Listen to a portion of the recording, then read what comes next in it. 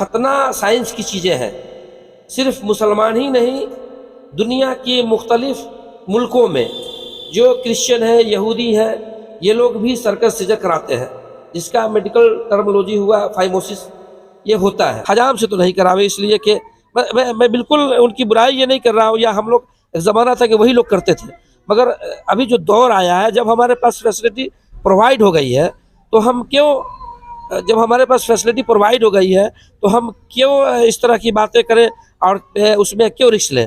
Fungus جو cancer ہے وہ مسلمانوں کے اندر ہونے کی چانسز نہ کے برابر ہوتا ہے۔ میں ذیشان امتیاز دا پبلک میڈیا کے ساتھ ابھی ہم موجود ہیں ڈاکٹر اقبال صاحب کے نرسنگ ہوم پر، جہاں پر ہمارے پیچھے آپ بھیڑ دیکھتے ہوں گے اور بچے کے رونے کی آواز آ رہی ہوگی۔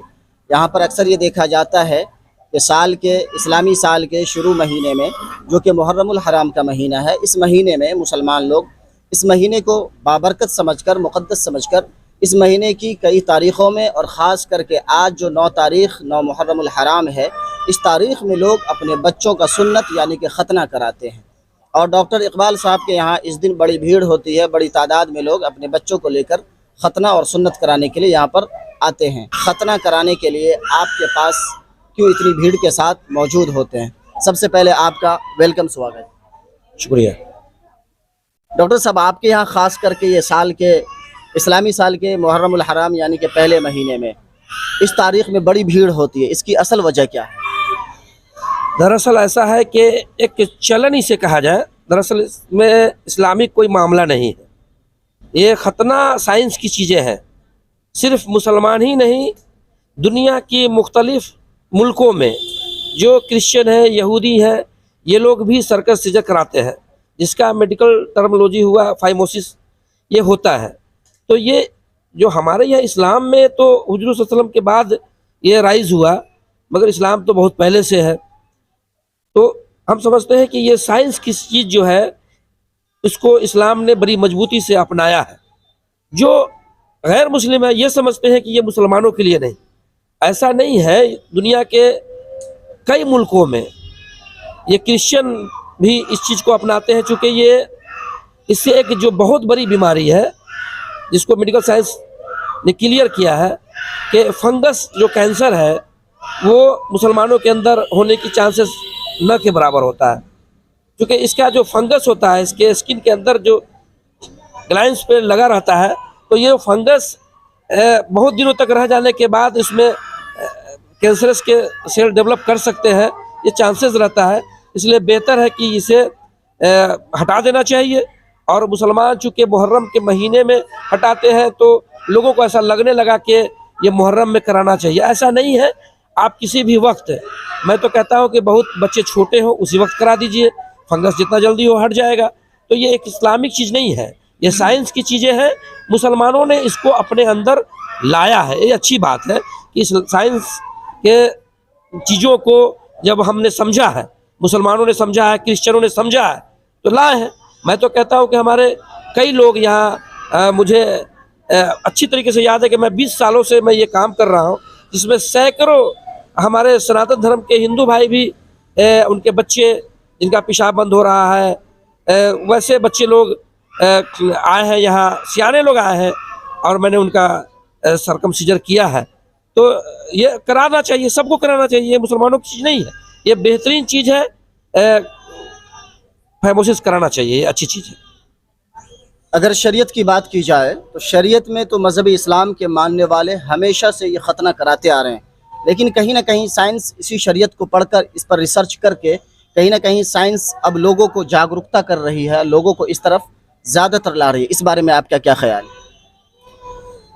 جیسا کہ ہمیں پتہ ہے اور آپ تو بہتر علم کے مالک ہیں، یہ ختنہ حضور کے زمانے کی بات ہے، جبکہ اسلام اس سے بہت پہلے سے، اور سائنس بھی بہت پہلے سے ہے، اور سائنس کا بستار ہوا ہے، بڑھوتری ہوئی ہے، طرح طرح کی چیزوں پہ انوینشن ہم لوگوں نے کیا ہے، سائنس کے لوگوں نے کیا ہے۔ تو इन्वेंशन में बहुत सारी चीज़ें अच्छी होती रहती है। जो जिहोश लोग होते हैं, जो समझदार लोग होते हैं, जो पढ़े लिखे लोग होते हैं, वो बहुत जल्दी अडेप्ट करते हैं अपने यहाँ।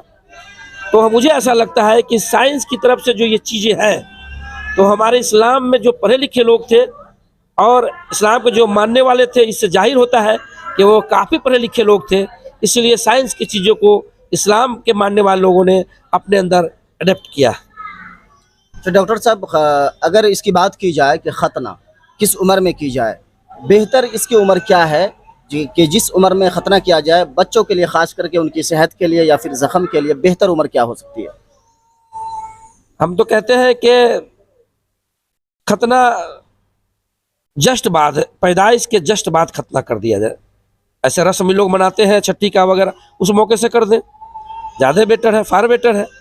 तो खतना उस मौके से कर देना चाहिए, बहुत छोटे में।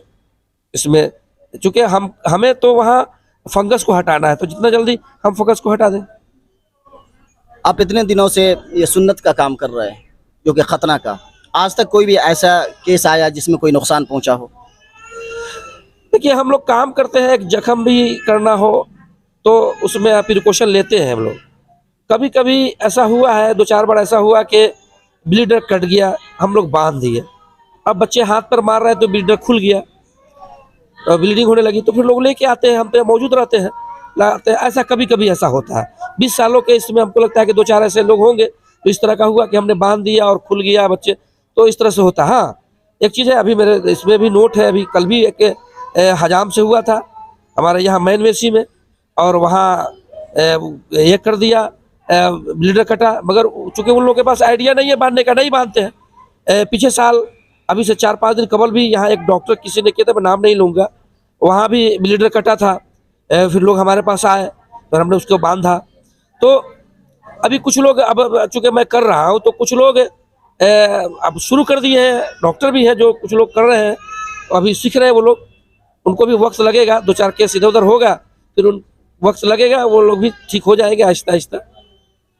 मगर हम ये कहूँगा कि हजाम से तो नहीं करावे, इसलिए कि मैं बिल्कुल उनकी बुराई ये नहीं कर रहा हूँ, या हम लोग, एक ज़माना था कि वही लोग करते थे, मगर अभी जो दौर आया है, जब हमारे पास फैसिलिटी प्रोवाइड हो गई है, तो हम क्यों, जब हमारे पास फैसिलिटी प्रोवाइड हो गई है तो हम क्यों इस तरह की बातें करें और उसमें क्यों रिस्क लें।